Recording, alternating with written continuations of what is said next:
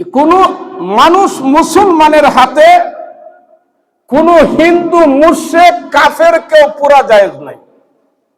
কোন কাফের মুশরিক কেউ জীবিত মানুষকে অথবা মৃত মানুষকে পুরা জায়েজ নাই, কারণ এটা আলেমদের কাজ না। আলেমদের দায়িত্ব হলো যদি দেশে তার মুসলমানদের পাশে কোনো ইসলাম বিরুদ্ধে কোনো কাজ চলে, আলেমরা সমষ্টিগত প্রশাসনের কাছে বাদী হবে, প্রশাসনের কাছে প্রোটেকশন করবে।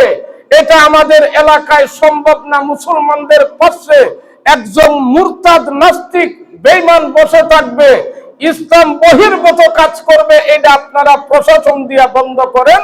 এই দায়িত্ব হলো আলেমদের। কিন্তু আমি হুজুর হইয়া মারামারি করা, কবর থেকে উঠানো, দরবার ভেঙে ফেলা, এটা